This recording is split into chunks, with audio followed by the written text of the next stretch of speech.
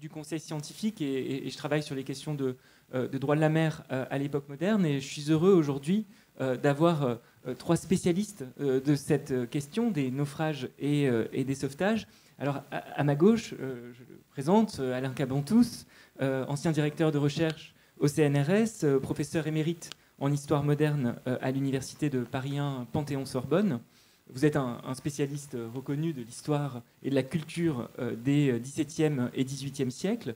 Vous avez travaillé aussi bien sur le blasphème, l'histoire de la nuit, Noël, mais aussi beaucoup, et c'est à ce titre aussi que vous êtes en majesté ici à Blois, un grand spécialiste de l'histoire de la mer, de l'histoire des populations maritimes d'Europe occidentale à l'époque moderne. Et ce soir, à 19h, certains d'entre vous auront peut-être la chance d'écouter la grande conférence prononcée par Alain Cabantous à la Logrin. Vous avez beaucoup publié sur ces questions, sur la question des mutineries notamment, sur également les tempêtes, les naufrages, et un ouvrage, Les Côtes barbares, va beaucoup nous intéresser aujourd'hui. Vous avez travaillé dans ce livre, Les Côtes barbares, donc précisément sur les économies du pillage, sur la vie des naufrages, la vie sociale du naufrage, si l'on peut dire, à l'époque moderne.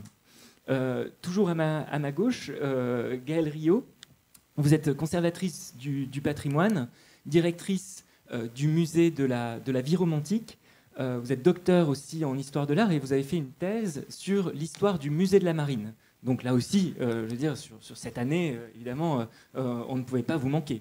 C'était décisif. Et vous avez, avant de rejoindre le musée de la vie romantique, travaillé au musée du Petit Palais. Vous avez dirigé plusieurs expositions. Vous avez été la commissaire de plusieurs expositions sur l'art du pastel, sur l'art de la paix également, sur l'estampe, Goya notamment, sur la ville-spectacle, Paris, au Petit Palais, et récemment, très récemment, au musée de la vie romantique, une exposition précisément sur tempêtes et naufrages. Et vous allez nous en parler. Malheureusement, elle n'est plus visible aujourd'hui au musée de la vie romantique à Paris, mais il y a un magnifique catalogue dont je fais ici la promotion très volontiers.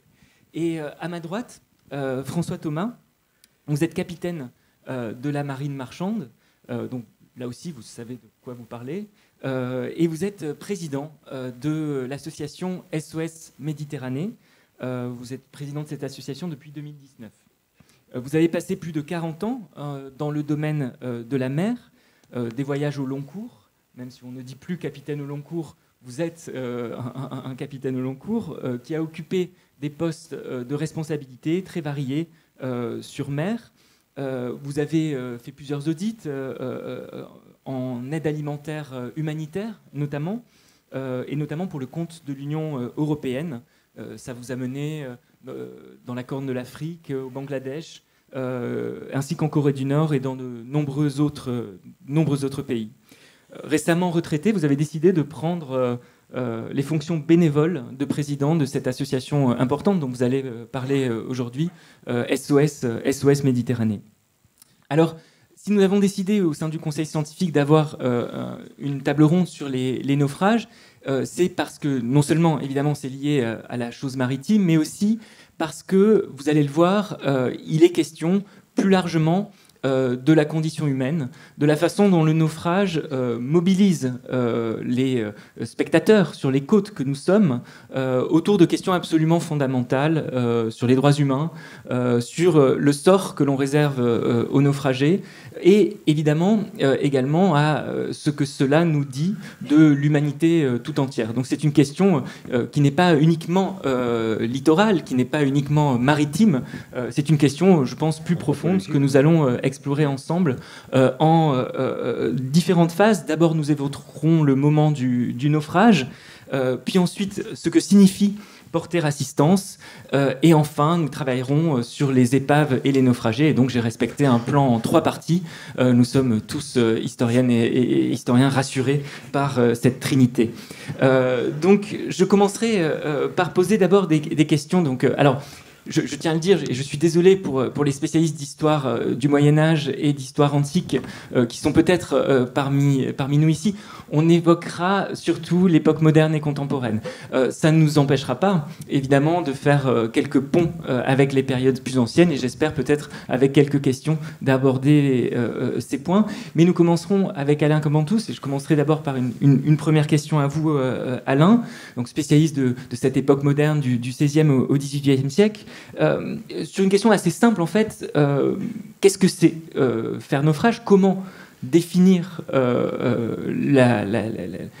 cet événement qu'on appelle naufrage, cet accident, et précisément, a-t-on une idée aussi de la quantité de ces naufrages à l'époque moderne? C'est une première question pour, si vous voulez, nous mettre en bouche. Oui, merci pour la mise en bouche. Alors, cette série de questions est évidemment fondamentale pour poser le problème. La première chose, c'est qu'il faut d'abord, dans notre tête, et c'est pas toujours évident, dissocier naufrage de tempête. Voilà. C'est-à-dire qu'un naufrage n'est pas la conséquence obligatoire d'une tempête. Je dirais même que c'est pas toujours, et c'est même minoritaire. À peu près 80% à l'époque moderne, hein, à peu près 80% des naufrages sont dus à une erreur de navigation. Et des erreurs graves. C'est-à-dire que des gens qui, évidemment, en fonction des instruments de mesure dont ils disposent, se trompent complètement. Ils croient arriver, par exemple, dans l'estuaire de la Loire et ils sont au large d'Ouessant. Alors, évidemment, ça pose un certain nombre de problèmes. Bon. Mais c'est vrai, je veux dire, c'est pas du tout une anecdote, comment dirais-je, singulière. C'est quelque chose qui arrive extrêmement souvent. Voilà. Et pour ne reprendre qu'un exemple que tout le monde connaît, la Méduse, c'est une erreur gravissime de navigation. Hein, voilà. Et il y en a beaucoup d'autres. Donc ça, c'est la première chose qu'il faut bien dissocier dans notre esprit. Même si tout à l'heure, nous allons être abreuvés de tempêtes, mais c'est pour la bonne cause. La deuxième chose, c'est qu'on peut, à partir d'un certain nombre d'éléments sériels, c'est-à-dire d'éléments qu'on peut trouver dans les archives, on peut dire que le naufrage possède, je dirais, ses structures. La première structure, c'est une structure, je dirais, temporelle. Dans l'hémisphère nord en particulier et dans l'océan Atlantique, la Manche, la Méditerranée, on fait plutôt naufrage l'hiver. 60% des naufrages ont lieu entre novembre et mars. Mais par contre, évidemment, si on se transpose vers les Antilles, par exemple, eh bien, on a plutôt des naufrages entre août et octobre, c'est-à-dire au moment des cyclones, des typhons, etc. Mais globalement, on a donc une temporalité saisonnière et, je dirais, une temporalité, ce que j'appellerais journalière, c'est-à-dire qu'on fait plutôt naufrage de nuit que de jour. Ça ne veut pas dire que le naufrage ne se poursuive pas, et je reviendrai dans un instant, pendant plusieurs jours. Le bateau peut très bien tenir à flot pendant un certain temps et puis ensuite couler. Et le troisième élément, peut-être que vous n'avez pas forcément en tête, et que je n'avais pas en tête non plus avant de commencer à travailler cette question, c'est que la majorité des naufrages a lieu à proximité du littoral et pas en pleine mer. Pourquoi à proximité du littoral? Il y a plusieurs éléments qui entrent en jeu. Hein. Le premier élément, c'est que très souvent, ce sont des... Pas toujours, hein, mais très souvent, ce sont des bateaux de commerce qui font naufrage, extrêmement chargés, lourdement chargés, arrimés comme on peut, après plusieurs semaines de navigation et peut-être après avoir essuyé... des grains, et bien, l'arrimage commence à jouer. Et donc, du coup, il faut bien imaginer les ponts des navires qui sont remplis. Le pont des navires de marchands n'est pas nickel, il est rempli de caisses, de barils, de tout ce qu'on veut. D'ailleurs, quand on commence à faire naufrage, la première chose qu'on fait, c'est essayer d'évacuer le surplus du poids. Et puis, quand on arrive près des côtes aussi, la fatigue se fait sentir. On est près de la côte, donc on est peut-être moins attentif. Peut-être. Ça, les relations de naufrage ne le disent jamais. Hein. Et puis, il faut bien voir aussi que l'approche des côtes, y compris l'approche des baies, des ports, est souvent très dangereuse. Parce qu'il y a des bancs, par exemple, notamment en mer du Nord, du côté des Pays-Bas, Provinces-Unies à l'époque, mais aussi parce que c'est rempli d'encre qui ont été délaissées par les navires qui ont sombré. Et il y a même des endroits où il y a des institutions qui sont chargées de ramasser les encres pour éviter de nouvelles catastrophes. Donc, vous voyez, ces éléments, je dirais, relativisent un peu l'image presque romantique que nous avons de la tempête, du naufrage tempête en pleine mer. Voilà. Bon, bien sûr, ça existe. Et pour répondre... Tu me dis si vous me dites si je suis... En fait, on va parler du romantisme, rassurez-vous, il y aura un peu de romantisme dans cette séance. Mais je voulais que peut-être vous vous arrêtiez, Alain, sur les documentations qui servent à raconter les naufrages, à les archiver aussi. Comment peut-on aussi décrire... Alors je réponds juste d'une phrase. Promis, à la dernière question que vous me posiez, combien de naufrages ? Ça, on ne sait pas. Voilà. Mais enfin, ça, c'est facile à dire. On ne sait pas. Si, on sait quand même pour les grandes compagnies de commerce, on le sait. Pour le grand voyage d'Espagne vers les Amériques, on le sait, c'est en gros entre 3 et 5% des navires. Voilà. Mais ça ne veut pas dire que toute navigation est grosse d'un naufrage, hein, bien sûr. Alors, je réponds maintenant à la question de Guillaume. Il n'y a pas de... Quand on est dans les archives, notamment de l'époque moderne, il n'y a pas un dossier naufrage. Hein. Ça n'existe pas, ça.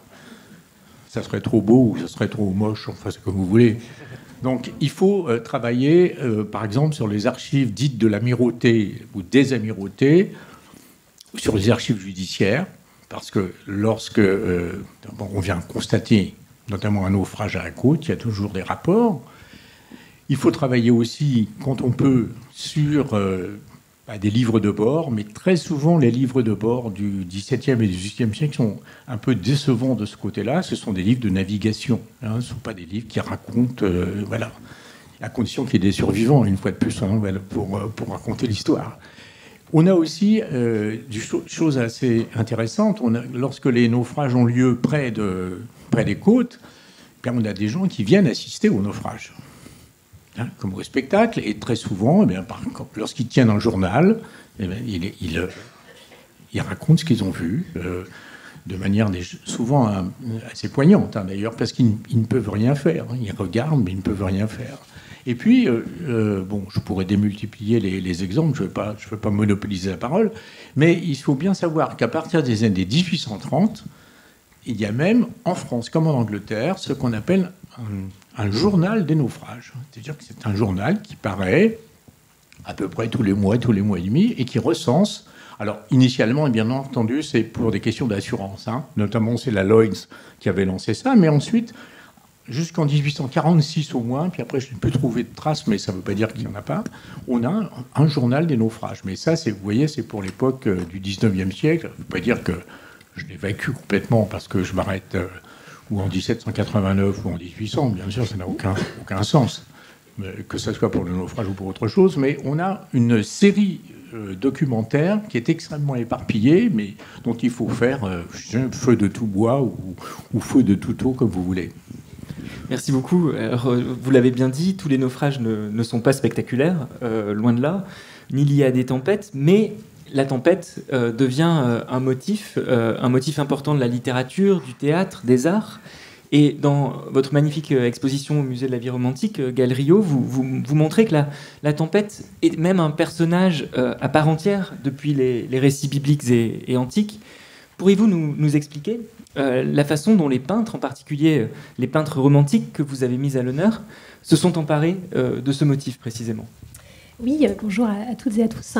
En effet, la tempête devient un véritable motif, je dirais, pluridisciplinaire, dont tous les artistes vont s'emparer. Et justement, alors, je vais vous montrer quelques images. J'espère que vous pourrez bien les voir. Et je voudrais justement commencer ma réponse à cette question par cette citation de Denis Diderot que vous avez à l'écran, mais je la cite tellement elle est belle.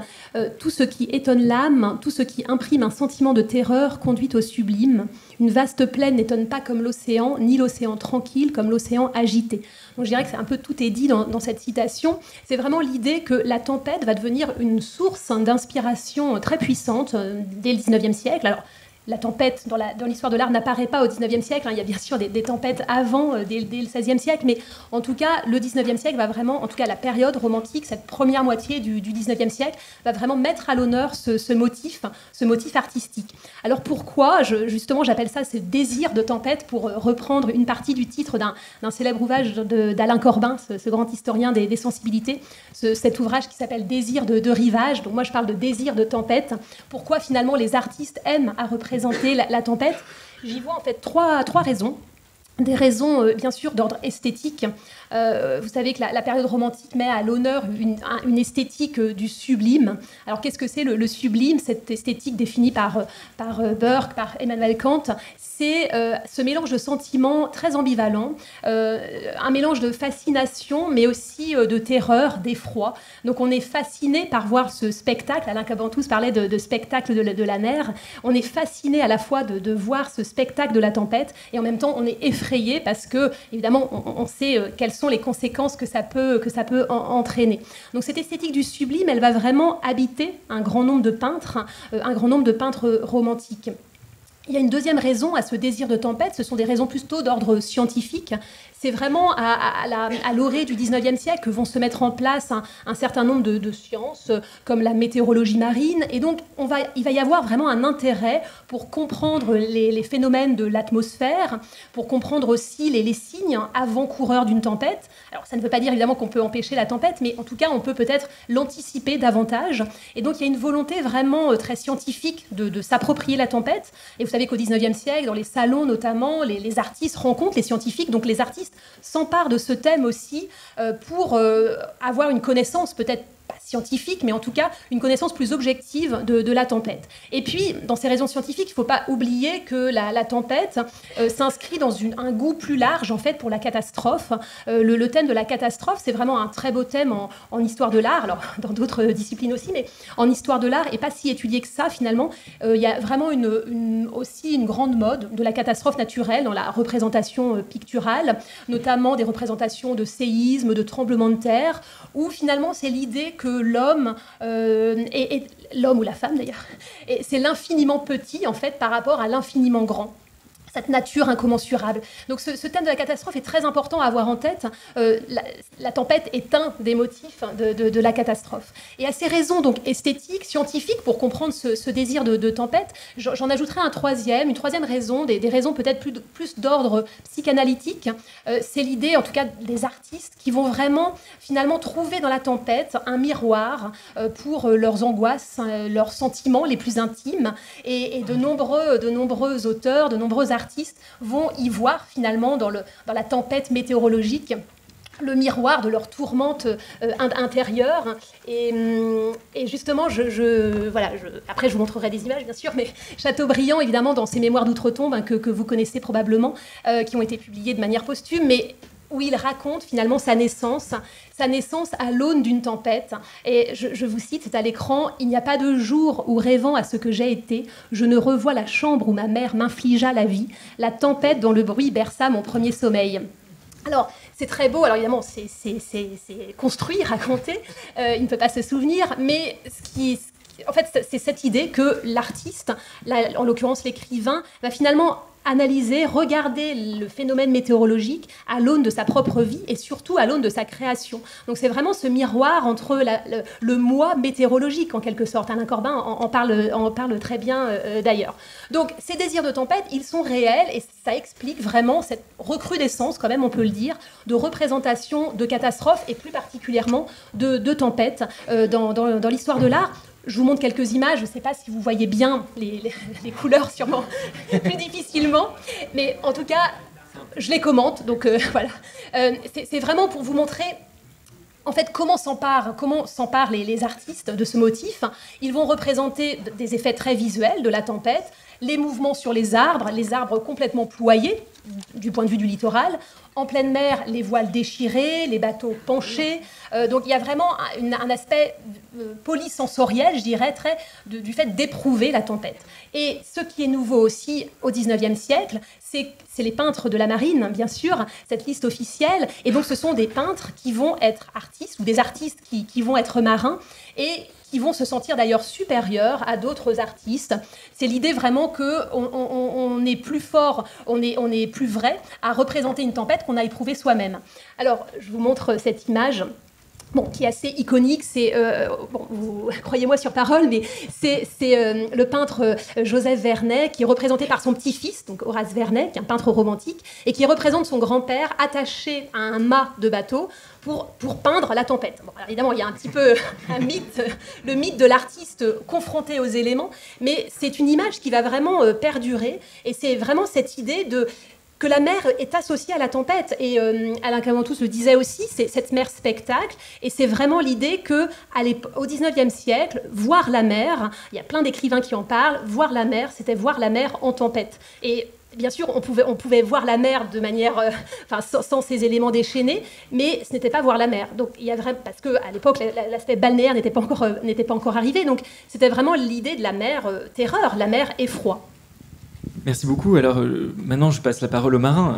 Justement, avez-vous, François Thomas, dans votre expérience de marin au long cours, avez-vous quelques souvenirs de tempêtes et peut-être aussi des souvenirs de naufrages? Oui. Heureusement, vous êtes là, donc là, tout le monde est rassuré sur la fin. Bonjour à toutes et à tous. Oui, j'ai eu la chance j'ai rêvé d'être officier de marine marchande et j'ai réalisé mon rêve. Donc, en sortant de première année de l'école marine marchande, nous avons un stage obligatoire.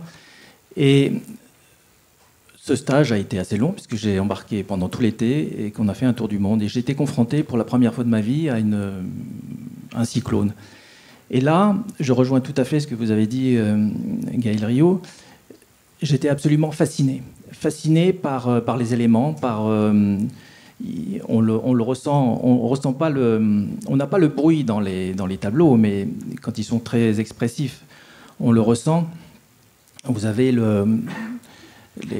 la mer fait un bruit phénoménal, le vent, il y avait des pointes à 200 km/h. C'est quelque chose d'assez sublime, oui, sublime, c'est le mot. Bon, à l'époque, j'étais peut-être un peu inconscient, je n'avais pas l'expérience. Je me souviens d'ailleurs que le capitaine et le second capitaine étaient moins souriants que moi. Mais c'est quelque chose de... Oui, on se sent tout petit face aux éléments. Et puis, c'est des montagnes d'eau, des paquets de mer qui déferlent sur le pont, avec des embruns qui fouettent à la passerelle. C'était quelque chose de... On est bouche bée, voilà. Par la suite, justement, au fur et à mesure de ma carrière, au fur et à mesure que l'expérience... vous avez l'expérience et que vous changez de rôle, officier de navigation, second capitaine. La tempête, j'en ai eu d'autres, bien sûr.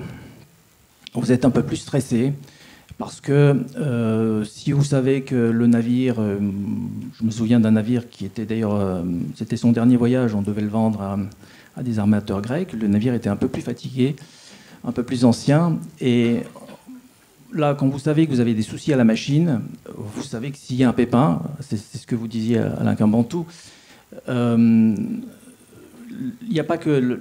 Il y a les éléments techniques du navire qui font qu'on est tout petit si vraiment il y a une avarie machine, s'il y a un ripage de cargaison également. Je me souviens d'une tempête où j'étais second capitaine. Nous avions chargé une pontée de bois à Vancouver, qui saisit sur le pont avec des chaînes. Donc évidemment, vous imaginez, vous sentez le navire qui souffre.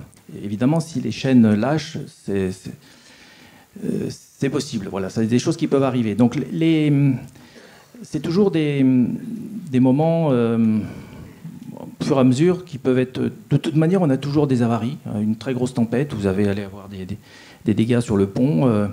Mais bon, les navires modernes sont très costauds. On n'est pas du tout comme au XVIIIe ou au XIXe siècle. Mais le danger, c'est l'avarie. Voilà. Alors, vous parliez de naufrage. Je n'ai pas vécu de naufrage en mer, Dieu merci. Par contre, j'étais directeur de la sécurité dans une grande compagnie maritime et nous avons eu, c'était en 2001, je me souviens, peu avant Noël, un appel sur la ligne d'urgence de la compagnie et le capitaine qui nous annonce qu'ils abandonnent le navire, il y a le feu à bord. Voilà. Et donc, c'était, en fin de compte, l'origine, c'était un tuyau de fuel qui avait cassé à la machine, qui avait arrosé le collecteur d'échappement, et malheureusement, malgré l'envoi du CO2, puisqu'on a des systèmes d'extinction, le feu n'a pas pu être éteint, et dans ce cas-là, c'est fini, je dirais.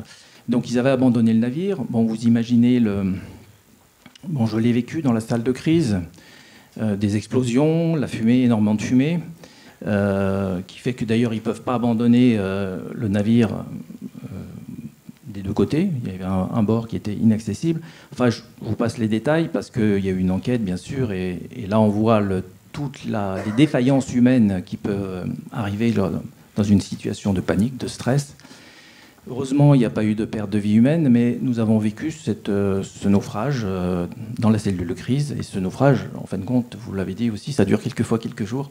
Ça a duré 3 jours jusqu'au 24 décembre.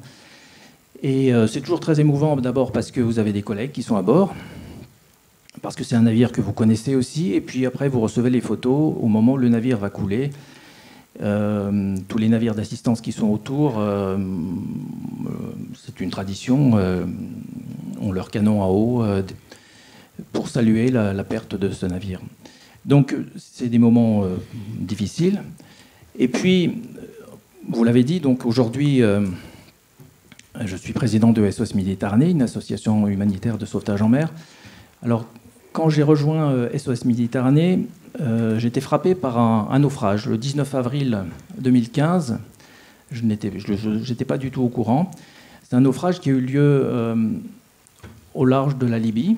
C'est une embarcation, un chalutier qui était parti de Misrata, en Libye, et qui a fait naufrage alors qu'il y avait des centaines et des centaines de migrants à bord, entassés. Et l'épave a été renflouée par les autorités italiennes.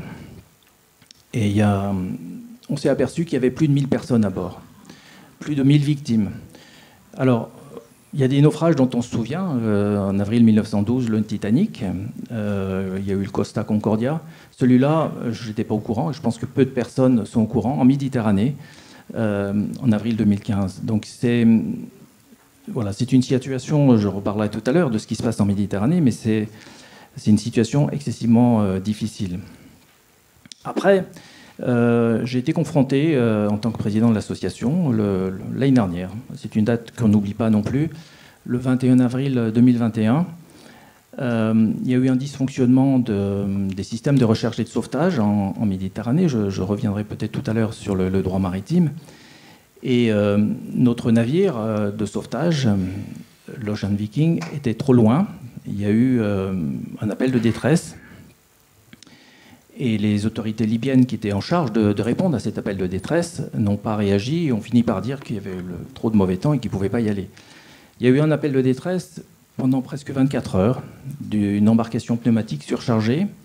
Et finalement, quand un avion de Frontex a fait ce qu'on appelle un Médée-relais pour relayer cette urgence, il y a plusieurs navires de commerce qui se sont détournés.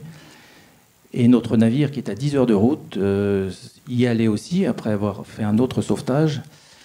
Et malheureusement, nous sommes arrivés, comme les navires de commerce, sur une mer de cadavres. 130 personnes ont perdu la vie. Donc ça, c'est des moments excessivement difficiles pour les marins sauveteurs, bien sûr, à bord, mais pour nous, pour toutes les équipes à terre, parce que c'est vraiment un échec. Et puis c'est totalement inacceptable en 2021, en 2022, de toute manière, d'être confronté à de telles situations. Donc oui, les sauvetages, les naufrages, il y a tout le côté humain derrière, bien sûr. Il y a parce qu'on pense tout de suite aux hommes, aux femmes, aux enfants, même parce qu'il y a des enfants aussi qui sont à bord. Et il y a cette ambivalence des sentiments, bien sûr. Mais il y a encore beaucoup trop de naufrages dans le monde. Voilà ce que je pourrais vous dire. Merci pour ces témoignages et qui rappellent à nouveau ce lien entre l'histoire du naufrage et l'histoire des droits humains. Et justement, nous allons passer à la deuxième phase de notre table ronde autour de l'assistance, justement des moyens de porter secours aux naufragés. Et je me tourne encore vers vous, François Thomas. Que nous disent les conventions, le droit maritime actuel à propos de l'assistance? Que doit-on faire? Oui, alors, il faut être clair, l'assistance à personne en danger, le sauvetage en mer, c'est d'abord un devoir moral, avant tout règlement qui cadre tout cela. Quand quelqu'un est prêt à se noyer, on lui tend la main. Il y a eu beaucoup de conventions qui, principalement depuis le Titanic d'ailleurs, qui sont mis en place, c'est des règlements internationaux, qui sont mis en place petit à petit pour améliorer le sauvetage et pour cadrer l'assistance en mer. Encore une fois, ça ne veut pas dire qu'avant les siècles précédents, il y a toujours eu des femmes, des hommes qui sont portés au secours d'autres personnes en détresse. Mais là, ça a été très cadré, principalement après le naufrage du Titanic. Ça a pris un peu de retard à cause de la Première Guerre mondiale. Et donc aujourd'hui, les trois conventions principales, il y en a plusieurs c'est très très bien cadré dans le droit maritime. Il y a d'abord la convention SOLAS. La convention SOLAS, c'est vraiment la convention de base qui cadre très bien tout ce qui est sécurité maritime, que ce soit la sécurité incendie, sécurité abandon, et puis le sauvetage. Donc cette convention dit clairement tout capitaine de navire a l'obligation de se porter à toute vitesse lorsqu'il reçoit un appel de détresse, à se porter à toute vitesse sur le lieu supposé de la détresse. C'est une obligation légale, mais c'est très très clair. Il y a une autre convention très importante qu'on appelle la convention SAR, Search and Rescue, donc recherche et sauvetage, une convention de Hambourg de 1979, qui cadre bien le sauvetage en mer. Sauvetage, donc à nouveau responsabilité du capitaine, mais responsabilité des États. Donc vous voyez sur cette carte, tous les océans, toutes les mers du monde sont découpées en zones. Alors, quand il y a des sauvetages, des appels de détresse le long des côtes, vous avez des organisations, soit l'État, mais également en France la SNSM, au Royaume-Uni le RNLI, qui interviennent. Mais dans les eaux internationales, il y a ces zones qui sont définies, qu'on appelle des zones SAR, qui sont des zones immenses, qui n'ont rien à voir avec les zones économiques, les zones territoriales, où les États côtiers ont des responsabilités pour la recherche et le sauvetage. Il y en a dans le Pacifique. La France a un immense territoire maritime, donc évidemment la France a beaucoup de zones de recherche et de sauvetage. Et les États responsables ont l'obligation de mettre en place des centres de surveillance, de coordination, qu'on appelle des MRCC ou des JRCC. En France, on appelle ça les CROSS, pour la recherche et le sauvetage. Donc ça veut dire une veille 24 heures sur 24, un centre de coordination, des moyens aériens et maritimes, pour optimiser tous les moyens de secours en cas d'appel de détresse, que ce soit le crash d'un avion en mer ou évidemment une détresse de navire, quel qu'il soit. Ça fonctionne très bien, je l'ai constaté dans ma carrière, très très bien d'ailleurs en France, puisque les autorités maritimes françaises font vraiment un travail remarquable. Dans certains pays, ça fonctionne un peu moins bien parce que c'est des vastes zones. J'ai été confronté à des difficultés, par exemple en Indonésie, mais ils font le maximum, mais ils n'ont pas les mêmes moyens. D'abord, vous avez beaucoup de côtes qui sont sans port, c'est très difficile. Et puis, ils ont moins de moyens aussi pour mettre en place tout cela. Mais ce qui est très important, c'est la coordination. Quand vous avez des appels de détresse, la coordination entre tous les États côtiers est essentielle. Donc vous voyez sur la Méditerranée qu'il y a des vastes zones qui sont déterminées, certaines pour la France, pour l'Italie, pour Malte. Et puis malheureusement, depuis 2018, il y a une vaste zone qui était attribuée à l'Italie, qui a été transférée à la Libye. Et c'est depuis ce moment-là, ça ne fonctionne plus très bien. Il y a une troisième convention qui reprend un petit peu ce qui est dit dans la convention SOLAS et dans la convention SAR, c'est la Convention sur le droit de la mer de Montego Bay, mais toujours, ça définit toujours très bien la responsabilité des capitaines, des navires et des États. Les États ont des obligations donc de assurer la coordination des sauvetages dans ces zones, mais ils ont l'obligation également d'assurer le débarquement des rescapés dans un lieu sûr. Donc, je reviendrai sur ce point tout à l'heure. Justement, comment prête-t-on assistance concrètement SOS Méditerranée, que faites-vous pour porter secours dans ces zones-là? Alors, justement, nous opérons dans les eaux internationales, entre la Libye et l'Italie. Je dis bien dans les eaux internationales. Et ce sont des sauvetages particuliers. Bon, évidemment, nous sommes prêts à répondre à des appels de détresse d'embarcations pneumatiques, d'embarcations en bois. Vous en avez quelques exemples qui partent de Libye et qui n'ont quasiment aucune chance d'arriver à bon port puisqu'elles sont surchargées, instables, avec des embarcations pneumatiques qui se dégonflent et avec donc aucune coordination dans cette zone. Les autorités libyennes ne répondent pas et donc nous sommes très seuls par rapport à ces naufrages, ces potentiels. Donc nous avons une veille visuelle. Quelquefois, il y a des embarcations qui sont découvertes par hasard la nuit. Des personnes, il y a beaucoup de femmes, des enfants, des hommes. Ils n'ont absolument aucune chance de s'en sortir. Des embarcations pneumatiques également, dégonflées. Et puis, quelquefois, ce sont des avions qui nous les signalent. D'autres fois, c'est une plateforme qui reçoit des appels de détresse qui s'appelle Alarm Phone. Mais la difficulté, si vous voulez, c'est que nous n'avons pas de coordination. Pas du tout de coordination. Et un sauvetage est vraiment efficace quand vous avez une coordination, que tous les moyens sont mis en place pour sauver des vies. Moi, j'ai souvenir, j'étais responsable d'une compagnie de ferry.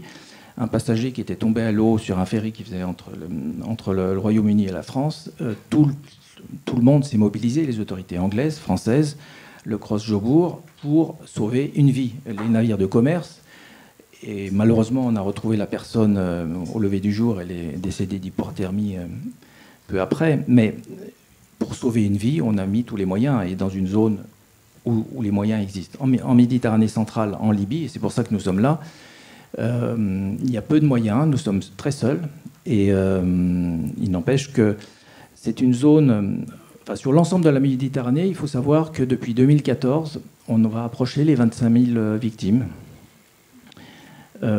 qui sont confirmées par les Nations Unies. Ce sont des chiffres qui sont certainement beaucoup plus élevés, puisque ce sont des chiffres qui sont confirmés par malheureusement des corps qu'on retrouve ou des témoignages. Mais il y a des embarcations qui disparaissent sans témoin. Et 80% de ces décès, on approche les 20 000 morts, sont en Méditerranée centrale, c'est là où nous patrouillons. C'est la raison de l'existence de cette association. Donc là, c'est vraiment de la détresse. Et la détresse, elle est très bien définie en droit maritime. On parle de danger grave et imminent, avec un besoin de secours immédiat. Donc évidemment, c'est une évaluation des risques qui est faite par le capitaine. Est-ce qu'ils ont des vivres? Est-ce qu'ils ont de la propulsion? Est-ce qu'il y a des malades à bord? Est-ce qu'ils ont une chance d'arriver à bon port? Et là, malheureusement, dans notre cas, nous sauvons des embarcations, des personnes sur des embarcations surchargées. Personne n'a de gilet de sauvetage. Beaucoup d'entre eux ne savent pas nager. Et donc la première chose à faire, on a des marins sauveteurs excessivement expérimentés, c'est d'éviter la panique, de bien gérer cette approche et de leur donner des gilets de sauvetage avant de pouvoir les transférer à bord. Merci. Merci. Alors on reviendra sur aussi ce qui suit, c'est-à-dire la quête du port sûr dans la dernière partie, mais j'aimerais revenir désormais sur certaines affaires aussi et causes célèbres qui ont pu jouer un rôle important dans l'institution des règles humanitaires d'assistance et dans la naissance aussi des sociétés humaines de naufrage. Dans votre exposition, Gaël Rio, vous évoquez les tragédies de l'Algésiras en 1831, de l'Amphitrite en 1833, de la Sémillante également en 1855, qui marquent les esprits. L'exposition évoque ainsi un lien étroit entre représentation des drames humains, et en fait là on en a une occurrence, si vous voulez, contemporaine, avec ces images, avec ces photos que vous nous avez données, François Thomas, et prise de conscience politique, juridique, sociale, de la nécessité de l'assistance. J'aimerais qu'on revienne justement sur ce moment où, en Europe occidentale, sont mises en place des sociétés de naufrage et d'assistance. Alors peut-être d'abord avec vous, Alain Campantou, sur justement le tournant des XVIIIe et XIXe siècles, et ensuite sur les images et ce qu'elles ont pu produire avec Gaël Riot dans la prise de conscience collective de la nécessité de porter secours aux naufragés. Alors justement sur ce moment en particulier du début du XIXe siècle que vous connaissez aussi très bien.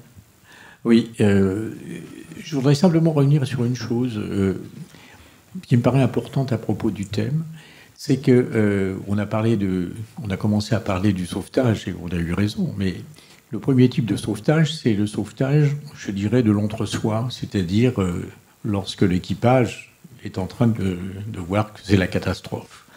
Et il y a une chose qui est très importante, au moins à l'époque moderne, c'est que le naufrage, du coup, détruit toute forme de hiérarchie. Plus personne n'obéit à personne. Autrement dit, là, je dirais, la force de l'autorité des officiers n'a plus droit de citer. Il y a des hommes qui se présentent et qui prennent en charge ou qui essaient de prendre des initiatives. Et c'est, en gros, souvent du chacun pour soi. Hein. C'est sauf qui peut. Là, vraiment, le sauf qui peut. Et nous parlions tout à l'heure, en préparant la réunion, de cet épisode tout à fait étonnant en Méditerranée où un bateau coule en 1628 ou 1629, je ne me souviens plus de la date exacte, et il y a deux frères qui participent, qui sont dans l'équipage. Eh bien, on va en sauver un. Et c'était aux deux frères de choisir, et c'est le cadet qui est sauvé et l'aîné qui est sacrifié. Donc, il faut bien voir que, contrairement peut-être à aujourd'hui, à l'époque moderne, et probablement aussi quand on voit ce qui se passe avec la Méduse, hein, il y a une déstructuration totale des relations sociales qui ont pu s'établir et qui ont pu faire fonctionner le navire. Parce que pour faire fonctionner le navire, il y a quand même des gens qui commandent et des gens qui obéissent, même si ce n'est pas toujours dans le même sens. Voilà. Et le naufrage, et c'est la raison pour laquelle il y a cette dimension que soulevait Guillaume Calafa tout à l'heure est très importante. Le naufrage possède, je dirais, une dimension anthropologique totale. Voilà. Non seulement par les images qu'il présente, effectivement, c'est la quintessence de la catastrophe, le naufrage. Beaucoup plus que le tremblement de terre. C'est la fin du monde. Ça renvoie évidemment dans la culture disons biblique, chrétienne, ça renvoie effectivement à des images de finalité totale.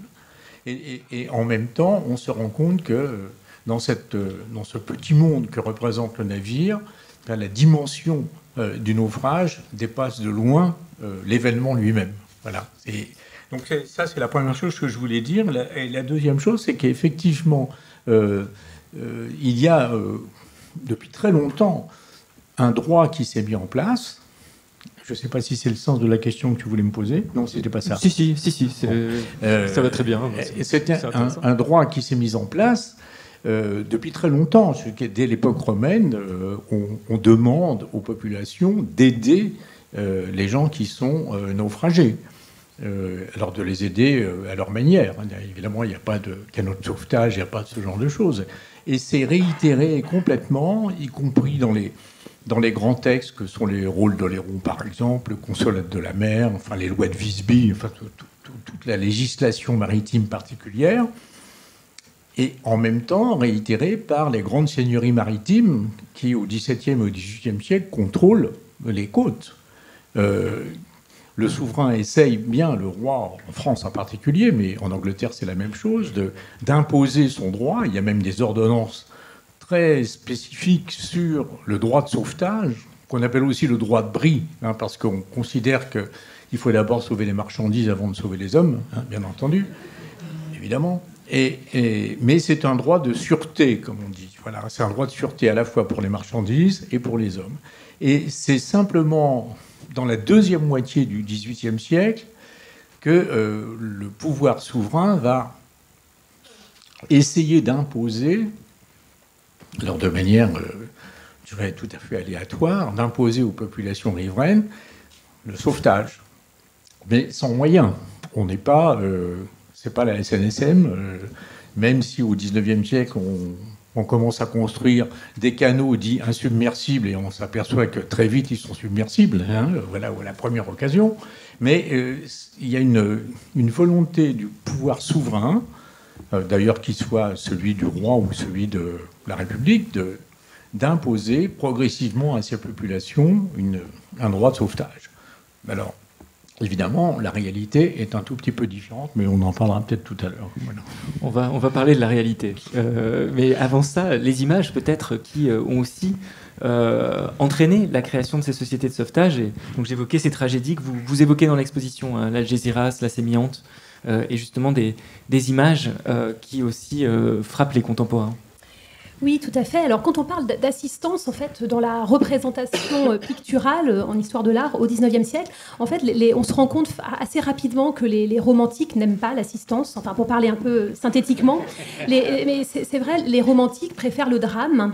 Vous savez qu'ils ont un goût vraiment très prononcé, pas seulement d'ailleurs dans le cadre maritime ou pas seulement dans le cadre de la catastrophe, mais ils ont un goût pour le drame, presque théâtralisé. Et donc, c'est cette idée encore du spectacle. Donc, finalement, quand on regarde un petit peu, quand on fait une sorte d'inventaire assez rapide des œuvres qui existent sur cette question de l'assistance, du sauvetage. Elles sont assez rares dans la première moitié du XIXe siècle. Je vous en montre deux quand même, mais qui sont vraiment... Voilà, il faut vraiment avoir en tête que ces images sont très rares et que je n'ai pas sélectionné deux parmi une centaine. Non, il en existe peut-être d'autres, mais vraiment, elles sont peut-être pas uniques, mais elles sont très rares. Je vous montre ce tableau de Louis-Philippe Crépin. Louis-Philippe Crépin, je ne sais pas si vous le connaissez, c'est un peintre marin, et ça c'est toujours intéressant aussi pour nous quand on s'intéresse à cette thématique. C'est un marin qui s'est essayé sur les vaisseaux de la République, donc entre 1794 et 1798, et qui va être nommé, c'est un des premiers peintres, en fait, avec Théodore Gudin, à être nommé peintre officiel de la marine. Donc il a évidemment une appréhension physique de la mer et qui va pouvoir retranscrire dans sa peinture. Et le tableau que je vous montre à l'écran, il s'inspire d'un fait réel. Donc on est dans une réalité mais ancienne par rapport à ce que disait François Thomas. C'est un naufrage et donc un sauvetage qui a lieu au nord de l'île de Haïti en 1817. Et Crépin s'empare de cet événement, un fait divers qui a fait grand bruit à l'époque. C'est la gabarre l'Alouette, et qui fait naufrage. Et on voit à l'écran... Alors, excusez-moi pour la qualité du coup, avec la lumière, on ne voit pas très bien. Mais croyez-moi, encore une fois, sur parole, c'est une des premières peintures qui montre un canot, en fait, un canot de sauvetage qui est en pleine mer et qui ramène, il fait plusieurs allers-retours et qui ramène les naufragés sur le rivage. Et donc, c'est une peinture assez emblématique, alors qui est traitée par Crépin avec beaucoup de pittoresque. C'est aussi une veine du romantisme, hein, donc il y a un côté théâtral. Évidemment, on n'est pas forcément effrayé par la représentation, mais ça imprime beaucoup les esprits. Et puis, une deuxième peinture qui est aussi assez emblématique, c'est un tableau de Perrault. Perrault, c'est un élève de Théodore Gudin et qui représente un sauvetage. Et là, on le voit vraiment, le canot de sauvetage qui est mis à l'eau par le navire danois, le grand navire que vous voyez à gauche de la représentation, et qui va venir secourir une petite embarcation dont le mât est cassé, dont le mât est brisé, de paysans marins bas-bretons, et qui sont terrorisés sur leur embarcation au centre de la toile. Et Perrault, c'est une commande, et donc ça c'est intéressant aussi pour nous, c'est une commande en 1835 de la commission du musée des Beaux-Arts de Nantes, suite à la création de la Société centrale et locale des naufrages et de la Société générale des naufrages et de l'Union des nations. Donc en 1835, ces deux sociétés c'est vraiment le début de l'assistance qui va vraiment se développer dans la deuxième moitié du XIXe siècle. Donc, ce qui montre finalement que les artistes, même si bien sûr il y a toujours une part de subjectivité dans la représentation, mais ils vivent avec leur époque, ils vivent avec leur temps. Donc c'est vraiment la représentation du sauvetage en lui-même, du canot aussi de sauvetage, elle sera beaucoup plus fréquente dans la deuxième moitié du XIXe siècle. parce qu'elle suit aussi les nouveautés historiques et la création de ces sociétés qui vont vraiment parsemer, je dirais, le littoral français. Hein. Et je dirais même que les Anglais sont beaucoup plus avant-gardistes à ce sujet. Ces sociétés d'aide aux naufragés, de sauvetage, sont d'abord créées en Angleterre et viennent à partir des années 1830-1850 en France. Et donc ça explique évidemment ce côté... cette faiblesse en quelque sorte des peintures à représenter le sauvetage avant ces années-là. Mais ça correspond aussi à un goût de l'époque, hein, que les romantiques vraiment, et on le verra après dans la troisième partie, les romantiques vraiment préfèrent le drame, préfèrent le naufrage ou ce qu'il en reste, les épaves, plutôt que le secours. Le secours n'est pas du tout un thème romantique. Et donc justement... Voilà. Dans cette seconde moitié du XIXe siècle, il va y avoir une forme de décentrement. Les artistes vont finalement davantage s'intéresser à ceux qui restent, donc vont revenir finalement sur le littoral et vont représenter le secours de ceux ou celles qui restent sur la côte, et donc cette peinture là que vous voyez à l'écran de Luminet, qui est un artiste qu'on peut dire académique, qui représente la veuve ou famille de pêcheurs. On voit au centre de la toile une épave. Encore une fois, croyez-moi sur parole, mais il y a cette petite barque qui est au milieu d'un paysage atemporel. On n'est plus du tout dans le cas de Crépin qui montrait vraiment l'aspect maritime. Là, c'est un paysage un peu de vase, atemporel, on ne distingue pas la mer. Et au centre de la toile, cette épave, qui est la cause de la tristesse de ces femmes, le mouvement des corps éplorés aussi très emblématique. Et ça montre vraiment cette histoire finalement, on quitte le drame romantique pour se tourner vers quelque chose qui est plus de l'ordre du sentimentalisme et qui va faire beaucoup peindre les artistes académiques et naturalistes dans cette deuxième moitié du XIXe siècle. Donc, vous voyez, encore une fois, j'insiste, mais sur cette question du sauvetage, de l'assistance, c'est vraiment un motif qui se retrouve vraiment dans l'iconographie de cette deuxième moitié du XIXe siècle et qui n'est pas du tout, à part les deux peintures que je vous ai montrées et peut-être une ou deux estampes, mais ce n'est pas du tout un thème à la mode pour les romantiques. Alors les romantiques aussi sont friands d'un mythe en particulier, c'est celui des naufrageurs. C'est-à-dire de ces populations qui mettent des faux phares sur les côtes pour... voilà, c'est un mythe, hein, pour tromper les navigateurs. Alors, comment expliquez-vous, Gaël Riot, le succès de ce motif des naufrageurs à l'époque romantique ? C'est vrai que les romantiques s'intéressent donc au drame, vous l'avez compris, s'intéressent aussi à tout ce qui est un petit peu aux marges, à des figures comme ça qui sont des figures un petit peu... qu'il est difficile de défendre en fait. Hein. Évidemment, les naufragés, c'est un peu les naufragés, les naufrageurs, c'est un peu les deux faces d'un même système. Les naufrageurs, ce sont aussi donc les naufrageurs, les pilleurs, ils vivent en fait d'une forme d'économie de la tempête. Hein. C'est quelque chose qu'il est peut-être difficile d'entendre aujourd'hui, mais c'est réel. Et là, alors à travers une image un peu pittoresque aussi, mais qui est un joli tableau du musée de Morlaix que vous voyez à l'écran, on voit des pilleurs, on voit des paysans marins bas-bretons, finistériens plus exactement, en costume local. Les romantiques adorent ce genre de représentation presque folklorique.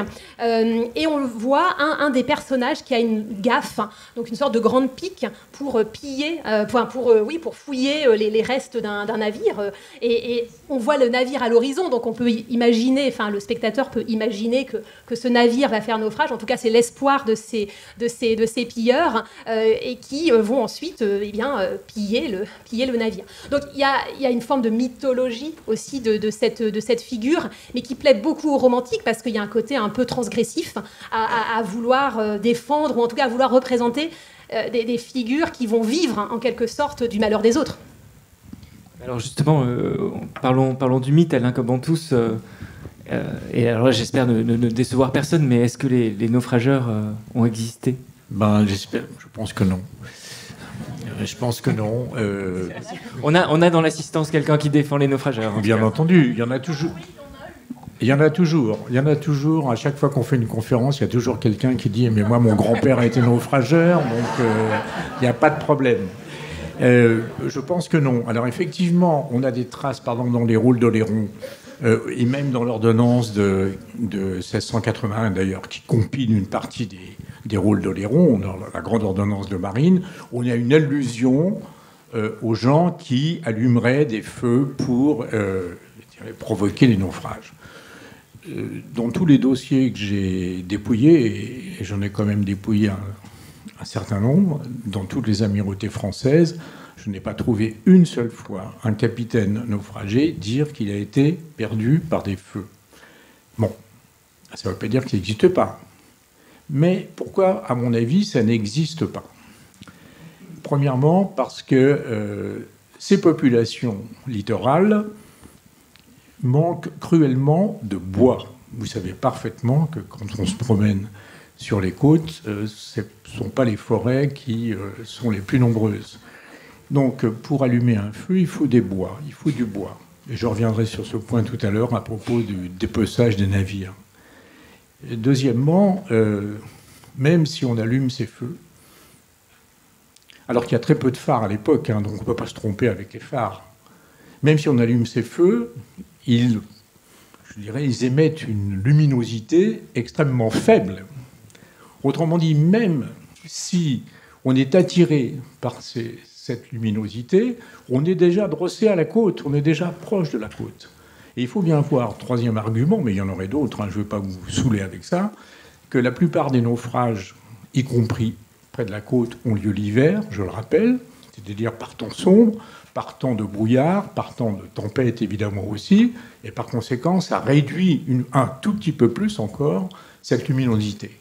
Donc, l'histoire des paysans qui se baladent avec leurs vaches, à condition qu'ils en aient, et une lanterne entre les cornes, donc il faut voir ce qui se passe, ça, c'est évidemment une construction qui est facilement repérable dans les romans maritimes qui ont eu une vogue extraordinaire, et pas seulement avec Eugène Sue, hein, il y en a beaucoup d'autres, Corbière par exemple aussi, pour ne parler que de la France, hein, pour l'Angleterre c'est la même chose, et à partir des années justement de développement du romantisme des années 1820-1830. Donc, pour faire court, je pense qu'il n'y a pas de naufrageurs. Voilà. Alors, ça ne veut pas dire qu'il n'y a pas eu de tentative, ça ne veut pas dire qu'une fois ou l'autre, à l'époque, je ne sais pas, par exemple, sous l'Antiquité, peut-être, j'en sais rien. Mais en tous les cas, pour la France, entre 1650 et 1830, je n'ai pas trouvé la trace d'un naufrageur. Alors, les gens vont me dire, oui, mais c'est peut-être après. Non, mais après, non, parce que ce qui se passe après, c'est qu'il y a un contrôle des côtes qui est beaucoup plus important, avec l'installation de la douane, le développement de la gendarmerie qui va jouer un rôle essentiel, et qui va jouer un rôle essentiel pour lutter, non pas contre les naufrageurs, mais contre les pilleurs. Contre les pilleurs, parce que ça, effectivement, là, les pilleurs d'épaves, il y en a. Ça, c'est pas de problème. Justement, c'est la dernière partie, après ce coup de tonnerre, donc il n'y a pas de naufrageurs, il faut imaginer. Justement, la dernière partie sur les épaves et les naufragés et les pilleurs d'épaves. Justement, ces figures qui nous intéressent aussi, et là, dans la très longue durée, et j'espère que les antiquisants et les médiévistes de cette salle aussi retrouveront un certain nombre de pratiques dont le droit romain parlait déjà d'ailleurs.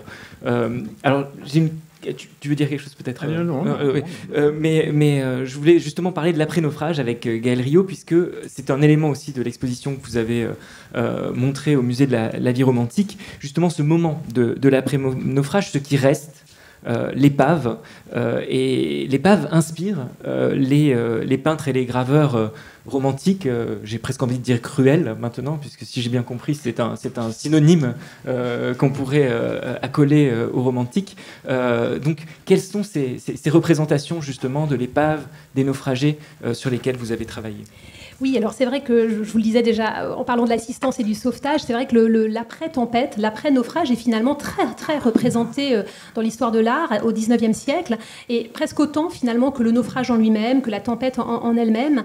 Alors évidemment, quand on parle d'épave et naufragés, je ne pouvais pas ne pas vous montrer le radeau de la Méduse, Théodore Géricault, qui est peut-être le naufrage le plus célèbre représenté dans l'histoire de l'art, qui est une image un peu iconique, reproduite dans tous les manuels scolaires. Et donc ce radeau de la Méduse qui est au musée du Louvre, Théodore Géricault, ce qui est nouveau dans le fait qu'il s'empare de ce naufrage, c'est qu'il va accorder finalement un format gigantesque de peinture monumentale qu'on accorde d'habitude à cette époque-là, en tout cas aux peintures de bataille, aux peintures d'histoire, mais d'histoire plus ancienne. Lui, il prend en charge finalement la représentation d'un fait divers et qu'il va représenter de manière très monumentale.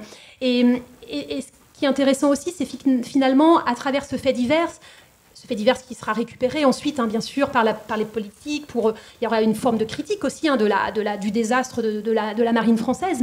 Mais Géricault, lui, c'est surtout ce qu'il veut montrer, finalement, c'est un emblème du désespoir et une allégorie aussi, finalement, un peu, en quelque sorte, de l'humanité. Donc c'est une œuvre très forte. Et il choisit quand même le moment de l'espoir, finalement, puisque on voit cet homme à la peau noire qui agite un tissu.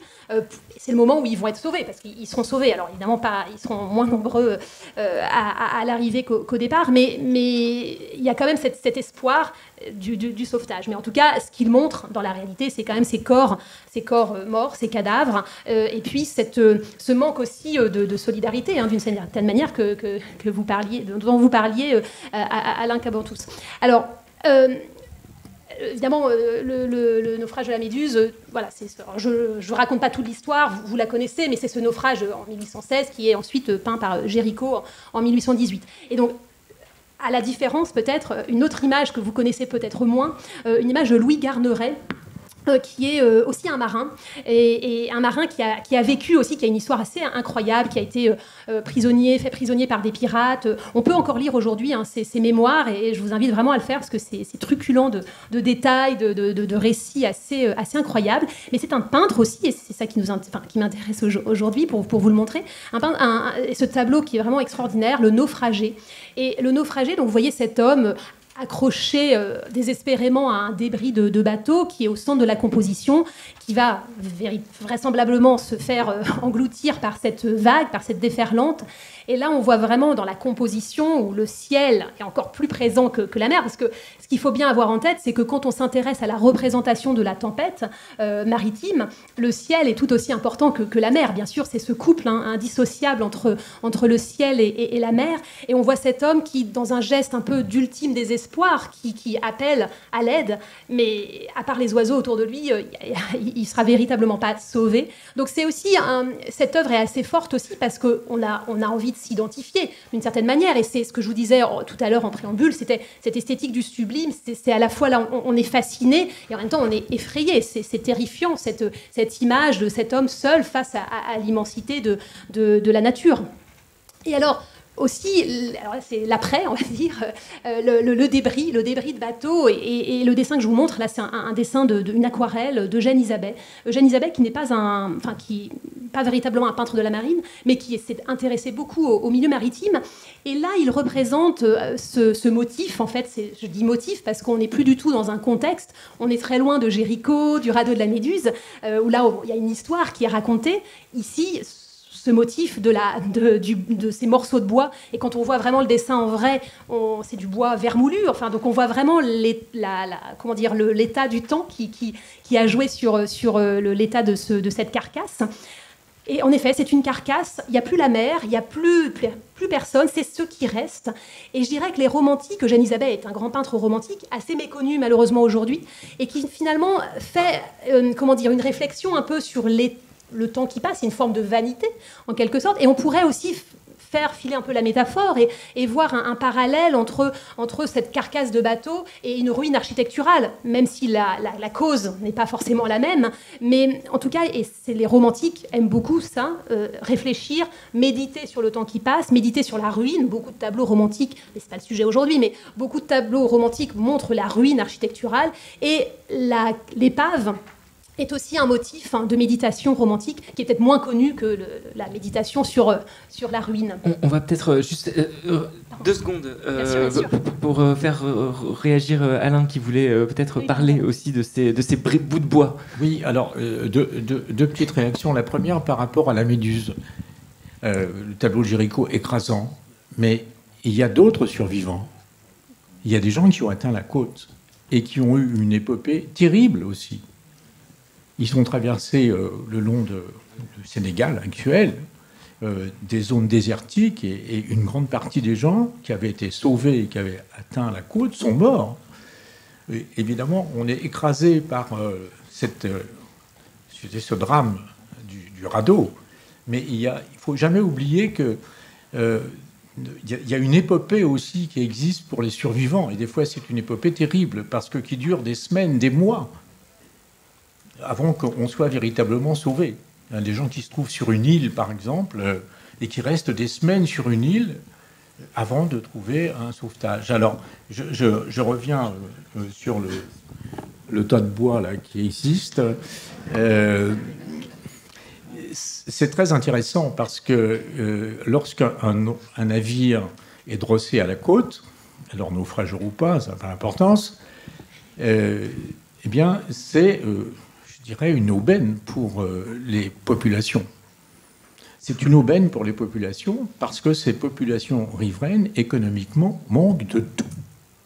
Manquent de tout. Et donc, du coup, le navire, c'est comme le cochon, tout est bon, on prend tout. On prend tout. Et je suis même étonné qu'il reste des morceaux de membrure, là, parce qu'en général, lorsque les officiers d'amirauté au XVIIe ou XVIIIe siècle arrivent comme les carabiniers 3 jours ou 4 jours après, ils trouvent pratiquement plus rien. Tout est parti.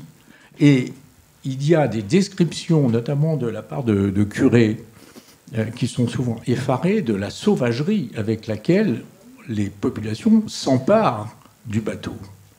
Et malheur aux naufragés qui veulent s'y opposer.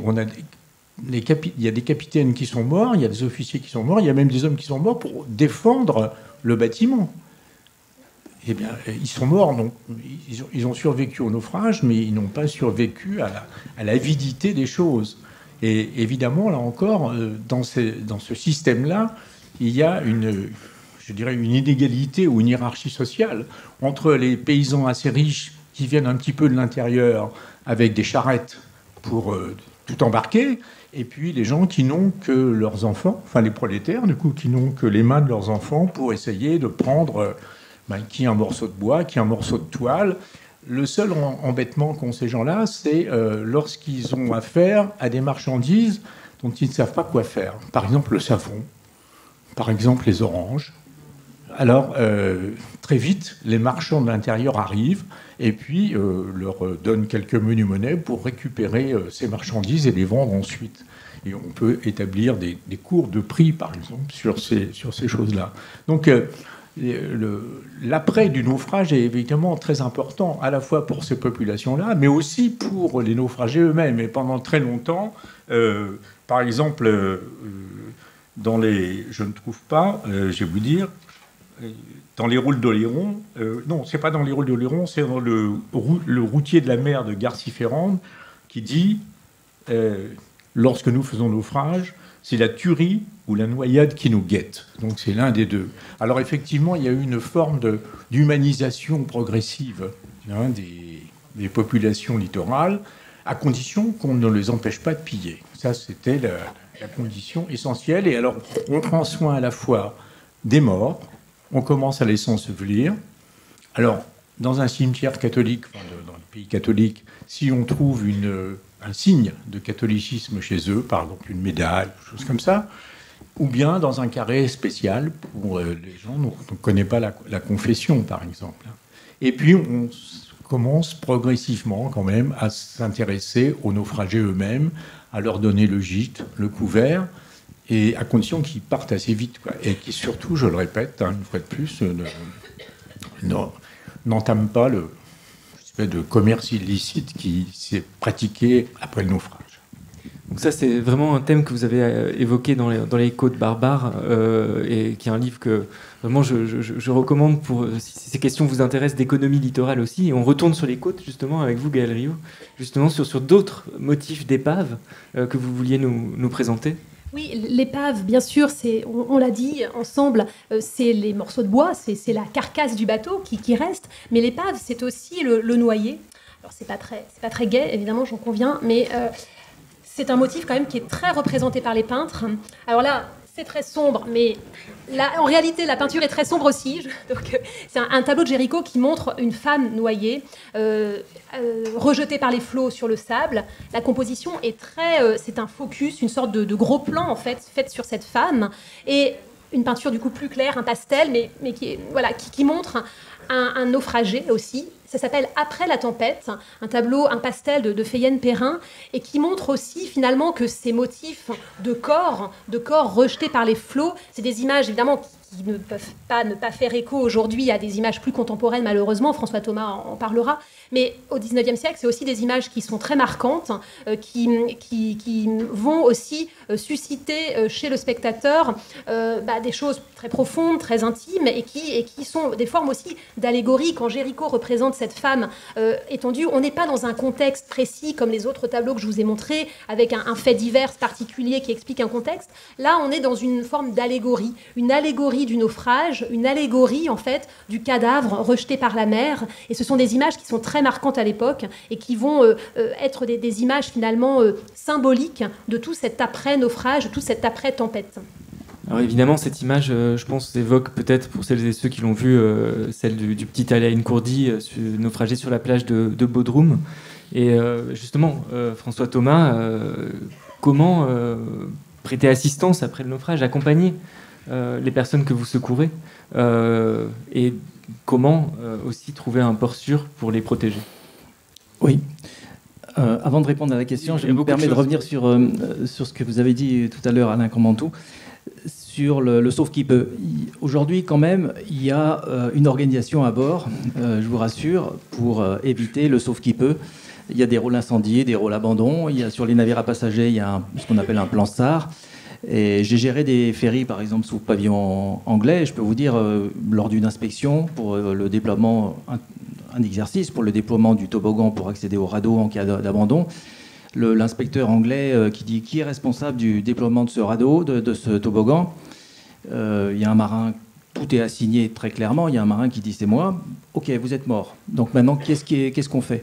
Il y a toujours un backup au cas où. Donc c'est vraiment organisé. Ce qui n'empêche pas qu'il y a la faiblesse humaine et qu'en cas de crise, en cas de stress, vous aurez toujours des défaillances et des personnes qui seront moins courageuses que d'autres.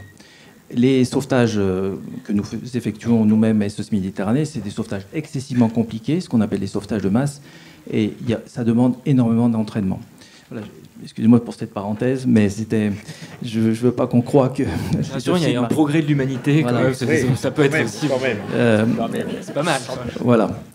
Alors, qu'est-ce qu'on fait une fois que les rescapés arrivent à bord? C'est très particulier en Méditerranée centrale, puisque ces personnes ont fui ce qu'elles appellent l'enfer libyen, où elles ont fui des camps de détention, où les personnes sont absolument traumatisées, elles ont été violées, torturées, et on a beaucoup de cas de signes de torture, des blessés. Parfois, on récupère également des corps, malheureusement. Donc, arrivées à bord, elles sont dans un espace d'humanité, à nouveau. Elles sont à nouveau des êtres humains. Et il faut en prendre soin. C'est la protection, c'est notre deuxième mission. Nous avons un partenariat avec la Fédération internationale des Croix-Rouges et du Croissant-Rouge. Il y a des médecins, infirmières, sages-femmes à bord qui vont prendre soin de toutes ces personnes, des enfants. C'est essentiel. Après, il faut les débarquer. Il faut les débarquer, et ça, c'est le rôle des États. C'est prévu dans les conventions internationales. Les États doivent indiquer un lieu sûr de débarquement le plus rapidement possible, le plus raisonnablement possible. Les Nations Unies, la Commission européenne ne cesse de répéter que les ports libyens, évidemment, ne sont pas des lieux sûrs. Donc, il faut trouver une autre solution. Un lieu sûr, c'est un lieu où les personnes rescapées vont pouvoir être soignées, nourries, logées, et où leurs droits fondamentaux vont être respectés. Donc, nous attendons à ce moment-là. Nous attendons parce qu'un sauvetage est terminé lorsque les personnes sont débarquées dans un lieu sûr. Ça, c'est très clair. Et ce qui se passe, c'est que malheureusement, nous attendons une semaine, 10 jours, parfois 2 semaines. Et c'est excessivement difficile quand vous avez plus de 400 personnes à bord. La dernière opération que nous avons eue, c'était 466 personnes. Vous imaginez sur un navire relativement petit, c'est très compliqué. Et en plus, il y a l'incertitude. Quand vous ne savez pas ce que vous allez devenir, les personnes qui ont vécu cet enfer sont de plus en plus angoissées. Et avec un équipage de marins sauveteurs, de personnel médical relativement réduit, il faut en prendre soin jour et nuit pour éviter les suicides et les personnes qui commencent à avoir beaucoup de cauchemars par rapport à ce qu'elles ont vécu. Donc c'est très difficile cette attente. Et malheureusement, ce qu'il faut vraiment, c'est une solidarité avec l'Italie, qui est aujourd'hui le pays d'accueil de débarquement. Donc c'est des situations compliquées. À ce jour, l'association SOS Méditerranée a sauvé depuis février 2016 36 789 personnes. Ça ne s'arrête pas parce que les États européens ne trouvent pas les solutions pour mettre en place ce que nous demandons, c'est qu'il y a des moyens supplémentaires mis en place parce qu'il n'y a que les ONG qui font ce travail aujourd'hui. Donc c'est une situation vraiment compliquée et malgré comme je vous l'ai dit, malgré les conventions internationales, c'est un lieu, la Méditerranée centrale, où les conventions ne sont pas respectées par les États. Et c'est vraiment dramatique. Je vous remercie pour, à nouveau, ces informations à la fois précieuses et saisissantes, qui, je pense, montrent aussi l'ampleur d'une question du point de vue de la sommation politique que ça engage. Alors nous avons un tout petit peu de temps pour des questions, si vous le souhaitez. Alors, il y a quelques micros qui vont circuler. Il y a une question sans doute sur Saint-Pierre-et-Miquelon que nous allons attendre. Je vous en prie. Je ne sais pas si vous pouvez donner le micro. Il y a aussi une question ici pour monsieur. Mais est-ce que d'abord vous pouvez, parce que nous sommes enregistrés, donc voilà. Attendez le micro. Excusez-moi. C'est juste pour le micro. Petit souci logistique. Et après, je vous passe la parole, monsieur. Je vous passe. Et monsieur. Bonjour, merci beaucoup.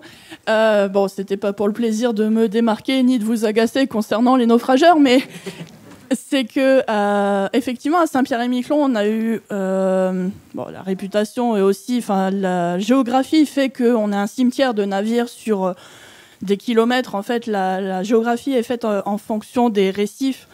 Et je ne sais pas si vous voyez la forme de l'archipel, mais c'est deux grandes îles reliées au milieu par un isthme qui a un peu une forme en sablier et qui s'est refermé dans les années 1830 et qui, entre-temps, était un chenal rebouché, plus ou moins praticable, etc. Et il a fallu un incident diplomatique suite à un naufrage d'une corvette royale appartenant à la reine Victoria pour qu'on puisse avoir des phares. Un dans le nord de l'île et un au sud, au lieu Pointe-Plate. Et dans le sud, en fait, c'est des agriculteurs issus de l'immigration acadienne qui vivaient effectivement très misérablement. Et il y a des archives, notamment au presbytère, les archives épiscopales. On a retrouvé, lors d'une fouille d'une association qui reconstituait une ferme d'époque, sur le site, une lentille de phare, à un lieu très éloigné. Donc, c'est pas des vaches avec une lanterne sur les cornes, mais il y a des traces et des preuves, entre guillemets, avérées, par le récit, justement, d'un des curés qui était venu, qui avait entendu en confession quelqu'un qui avait plus ou moins pris part, donc c'était pas mon grand-père, mais qui avait plus ou moins pris part, non, c'est vrai, un naufrage, entre guillemets, volontaire, et même des archives de la Morue française, qui était une très très grande armateur de pêche, qui relatait des naufrages en fonction de l'équipage. C'est-à-dire que comme les paysans, locaux, c'est pas vraiment des paysans, mais avaient de la famille selon les arrivages de bateaux qui venaient, ils faisaient en sorte de ne pas les toucher. Après, voilà, ça reste... Je peux entendre le coup du mythe, mais effectivement, on a des traces qui relatent ce genre de choses. Et pour revenir sur ce que vous disiez sur l'économie du bois, on a même eu, dans l'église de Saint-Pierre, de Miquelon, un mât appartenant à un bateau naufragé qui a été béni sur place, parce que c'était naufragé, en plus, il y avait des circonstances un peu bizarres, par le curé pour pouvoir être sanctifié, pour être utilisé comme pilier de l'église. Donc oui, le bois, c'était extrêmement essentiel. Merci. Voilà. Alors, je propose qu'on prenne plusieurs questions d'ailleurs avant de répondre, même si je suis d'accord, les barbares sont à Miquelon, c'est bien connu. Mais on va aller. Est-ce que vous pouvez passer le micro à monsieur et on a une question entre-temps. Allez-y, monsieur.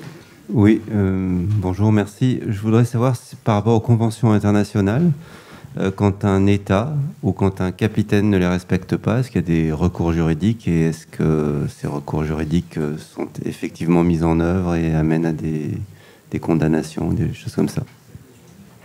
Monsieur, je propose qu'on prenne toutes les questions et comme ça ensuite on fera une salle de réponses. Pardon, je voulais connaître le lien que vous faites entre pirates modernes et naufrage. Et une dernière question ici aussi, je crois. Pardon, juste savoir s'il y a une étude sur les ex-voto, naufrage et sauvetage. Ah, et madame. Bonjour. Moi, j'ai pas mal étudié les naufrages dans le Languedoc-Roussillon, donc Languedoc et Roussillon. Ils sont barbares aussi là-bas. Et bien justement, je voulais revenir là-dessus. Je trouve ça très bizarre parce que moi, du coup, si on se concentre sur le XVIIIe siècle, j'ai assez peu de vols. Et quand c'est des vols, ça va être le mât ou les voiles. Enfin voilà, le bateau ne disparaît pas du tout. Et en effet, le naufrage est une aubaine, mais il est une aubaine parce que il va falloir accueillir les naufragés.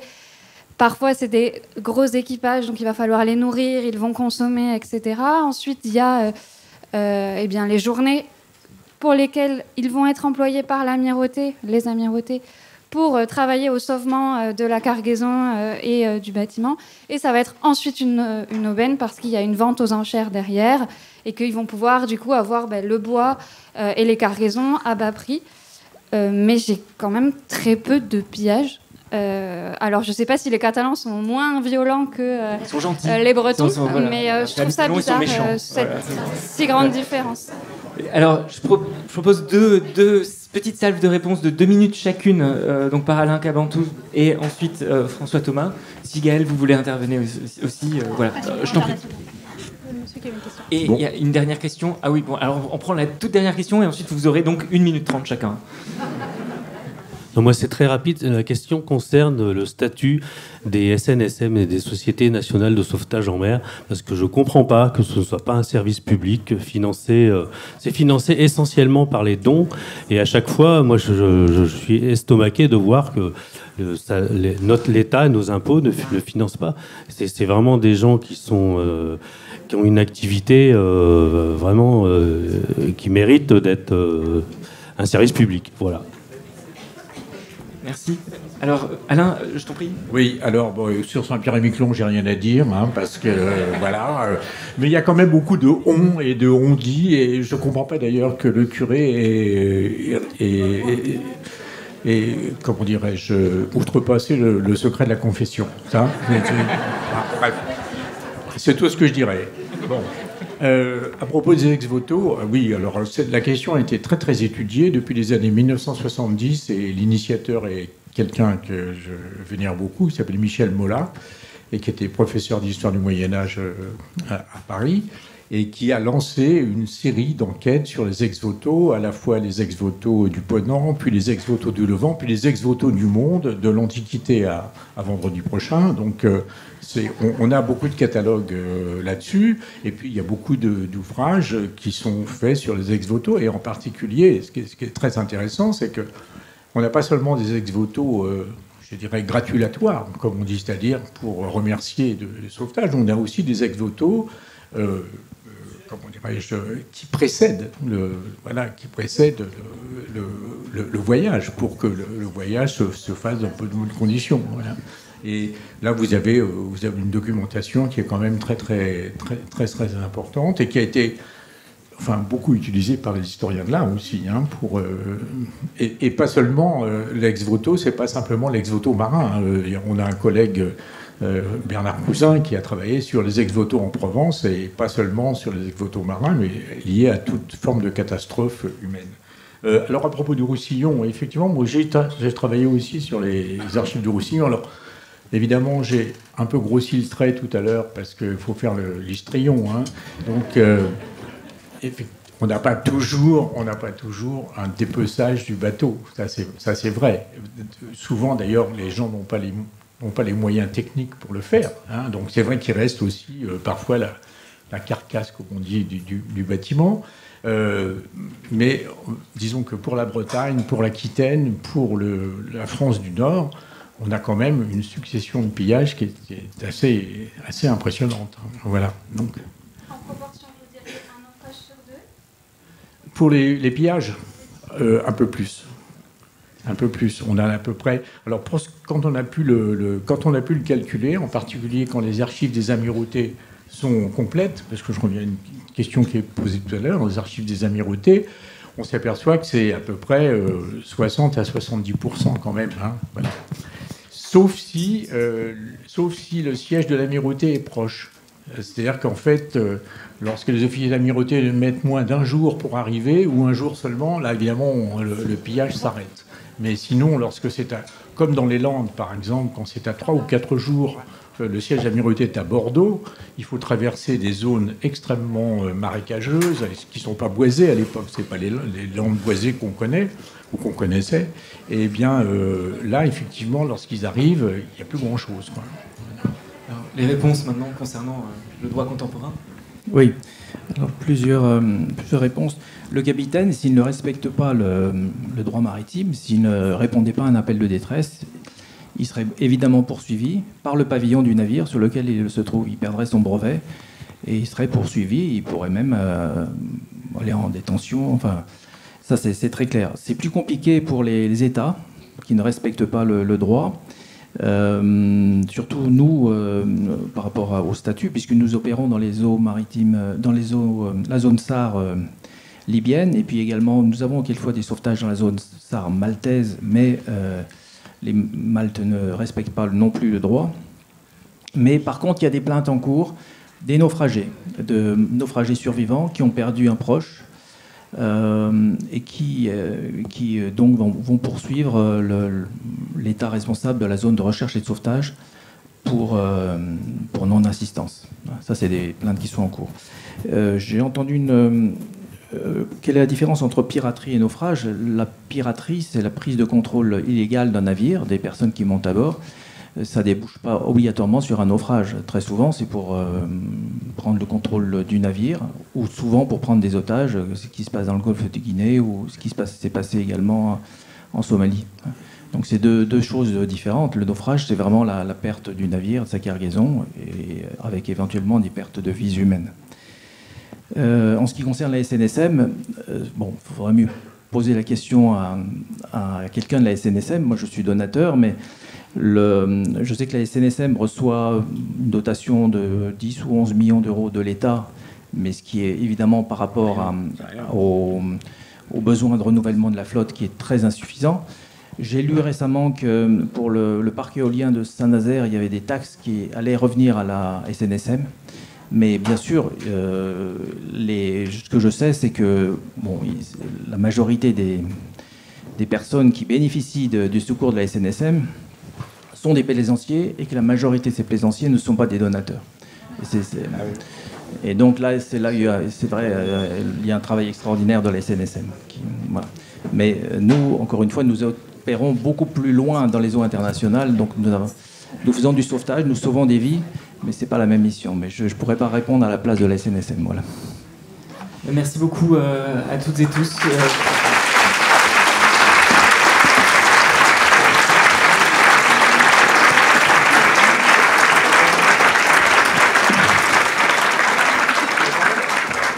Et vous pourrez donc retrouver Alain Cabot.